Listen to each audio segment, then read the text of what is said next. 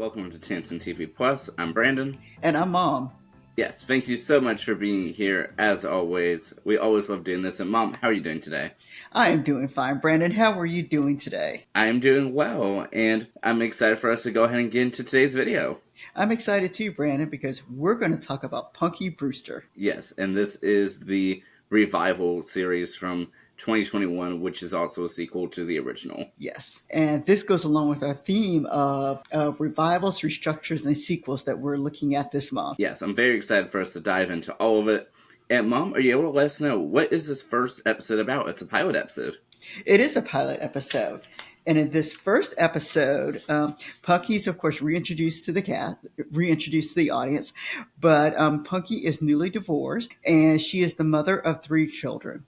Punky herself, being an orphan, she does some things with the current foster care system, and so she goes to the foster care center, and she meets a young girl there. And this young girl, we find out, seems to be a match for her. And so she agrees to watch her for a few days. And then later on, she and her family agree that this young lady, whose name is Izzy, is someone who belongs in her family. And so this is the introduction of Izzy joining Punky's family. Well, Mom, thank you so much for that. You're welcome, Brandon. Yeah, and just to give you a little bit as to what the rest of the series is about, it largely continues with this, with practically taking Izzy in as one of their own, as she is now a foster child with the Brewster family. Yes. And Mom, I want to go ahead and start with saying, so what did you think about this pilot episode here? Overall, I really liked the episode, Brandon. I thought they did a really nice job with everyone. I thought they did a good job introducing all of the characters in here, and then giving a little backstory for the characters also. They did a good job of integrating some of the other characters one of the main characters who was in the original Punky Brewster.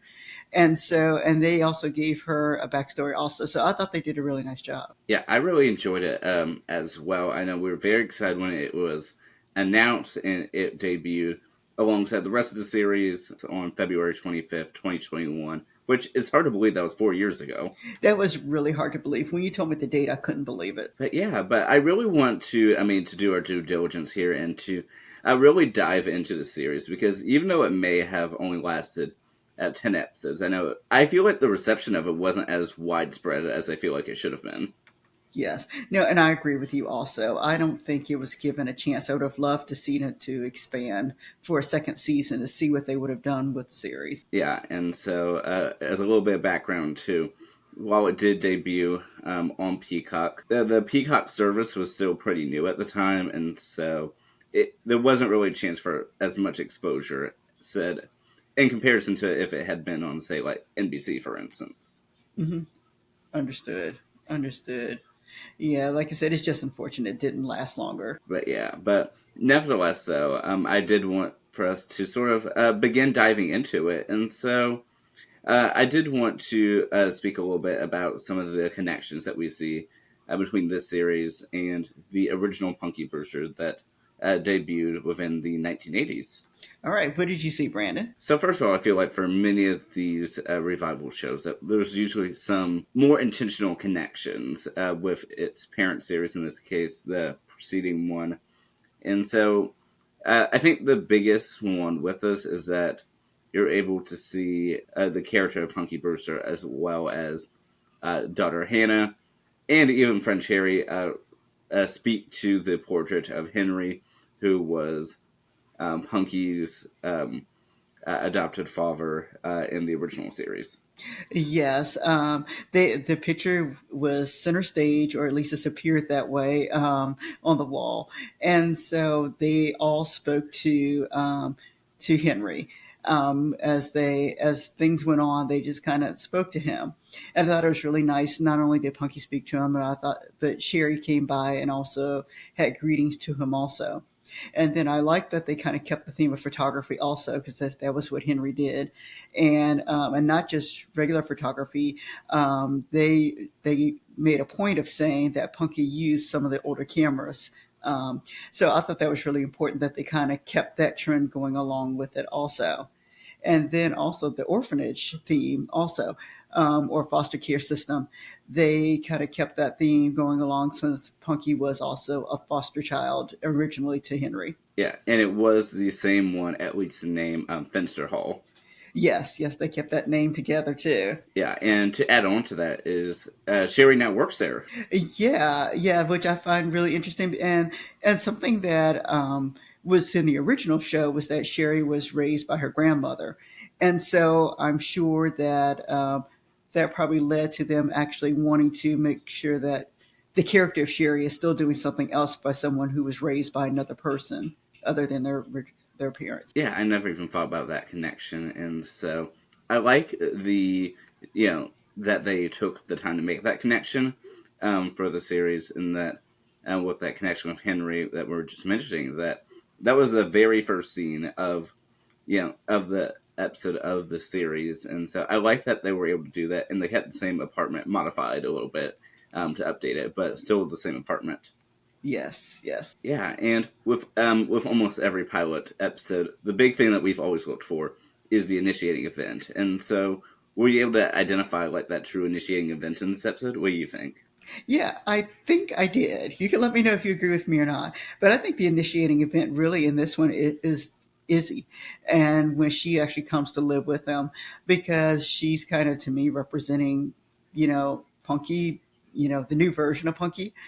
And so I think that because she is the new person coming into the family, that she is the initiating event that kind of leads, that kind of pushes everything forward in the series. Oh, I was going to ask you, did you agree with that, Brandon? Oh, I 100% agree. I mean, to me, that is the big initiating event, and I like that that of course the series is titled Punky Brewster. It's still very much about Punky herself, but I like that we're able to sort of take that next generation approach, being able to see Punky now with a foster child of her own, just sort of trying to figure things out, especially in this first episode with meeting her saying that I can't add any more responsibilities on to my existing children, and her new divorce had just been finalized. But here we are by the end of the episode, a brand new child and trying to figure things out. Yeah, and I like that all of her children were in agreement that Izzy needed to be there in the house. Yeah, and I like too that a part of the theme of this first episode was Punky herself trying to find her Punky power again. That she said that at some point in time between the divorce and everything else and growing up, that she hasn't felt that same spark in a while, and so that taking Izzy in was able to find a part of herself again that she hasn't seen in a while. Yes, yes. And yeah, I mean, I really like how the show goes to lengths to sort of show not just pay homage to the original show, but also make its own show. And so, would you say that this series is able to stand alone in comparison to the original Punky Brewster that aired from '84 to '88? Actually, Brandon, I would say that this could stand alone. They did enough in the first episode to show that even though there's a connection there, if you had not watched Punky Brewster originally, you would be able to just kind of pick up and move forward. And so, yes, I think this show could stand alone on its own. And your thoughts? Oh, I 100% agree. I mean, I feel like for a revival series, a sequel, that it was able to do a really good job at, of course, using a little bit of nostalgia to bring people in, of course, but it really, I feel like, was its own series. It was able to tell its own story and build upon the previous one really well. And I wish that it had been able to go further, of course, but I like that it was able to to really have an initiating event of its own, establish the characters, and make you sort of understand what the show is trying to do by the end of episode 1. Yeah. Actually, I totally agree with that, Brandon. I totally agree. And yeah, and speaking of the end of episode 1, we did see Punky get a bit of a phone call that was a bit shocking for her. Yeah, we did see that, and of course, the phone call she received ended up being an overarching storyline for the whole series as it came on. But yes, Punky heard from her real mother, And, and that's something that I don't think had been discussed before. Please let me know in the comments if this had shown up before, because it's been a long time since I've seen the real Punky Brewster from the 80s. Um, and so that to me was shocking that they would actually lead to that. Your thoughts, Brandon? Oh, absolutely. And I will say that when we originally watched this, when it came out in 2021, um, we were really hooked with the show. I mean, we watched all 10 episodes of the series and then went back to the original series and watched the first like 5 or so episodes of it. I mean, we were really hooked with it. But I mean, I really like that the series was able to do that and to add a little bit of closure to Punky's story, that especially with that phone call, because as you were saying, even though we haven't seen the full extent of the original series, I'm not aware of them ever really going into too much depth about Punky's mom. So the fact that they're able to do this now, I think, was something that felt really satisfactory. Yeah, it did feel satisfactory. And I think for those who watched the previous ones, it probably led for a little bit of closure or a beginning set of closure for wondering what happened to her mother. I mean, I forgot that her mother left her in the grocery store parking lot, even though in the theme song from the 80s they show that. And it didn't hit me until I watched this series that that's something that occurred. And so I like that they were able to build those connections between the two series. Oh, absolutely. And based off this first episode alone, and of course we've seen all of the new series, but even though it's been quite a while since either of us has seen it, although I probably have seen it more than anyone else has, other than the team who had worked on it. But nevertheless, though, were we able to gather based off of this first episode as to what happens in the rest of the season?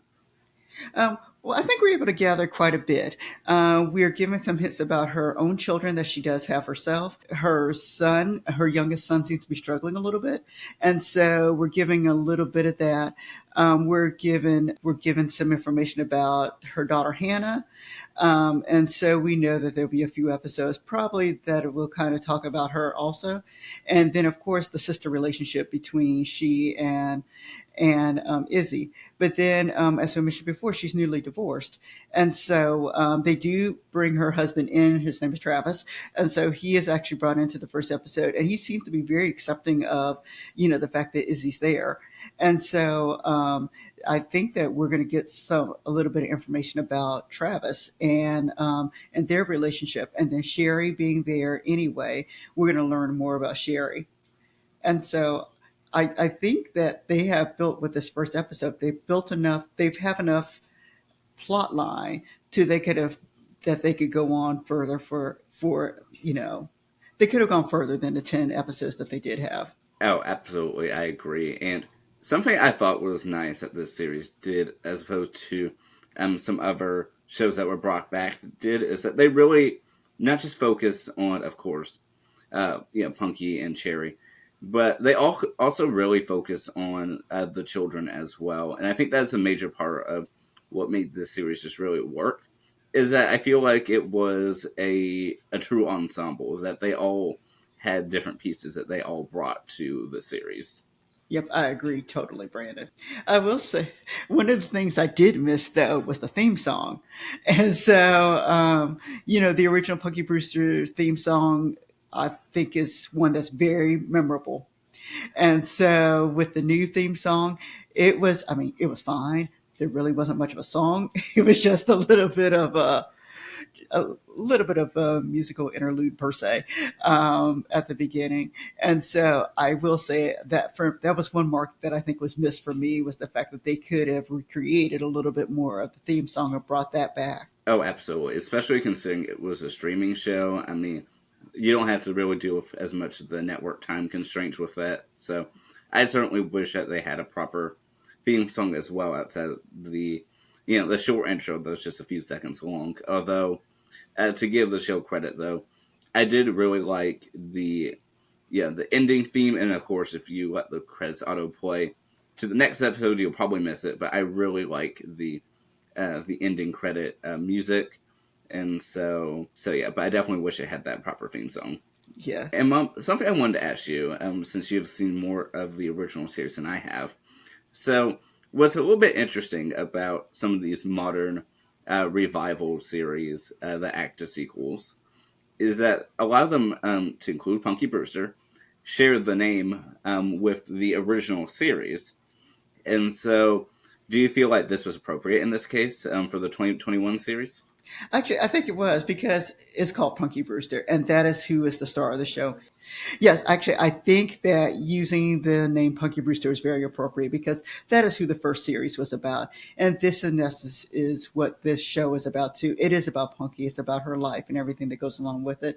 So the fact that they kept the same title makes a lot of sense. Yeah, I fully agree. And I like that, while of course the show is aimed at probably, people who are familiar with the original series, and of course the original one is also available on the Peacock streaming service, is that I feel like that's something that truly you can watch with your family, and that, I mean, it's really able to give family entertainment that I feel I would like to see more of in television in the modern day. Yeah, yeah, we're all about the family show, so I agree with that, Brandon. But yeah, and so, Mom, is there anything else before we head into our connections that you want to discuss for the 2021 series? Yeah. Well, let's see. As I said, I try to rate the shows now, and 1 to 5, 5 being the highest. And so I would give this one a 4 because I thought they did a nice job just kind of bridging the gap between them. And then I watched this twice in a row, and I thought it felt fine. It didn't feel long. I thought it was just right. The humor is not very overt, I will say that.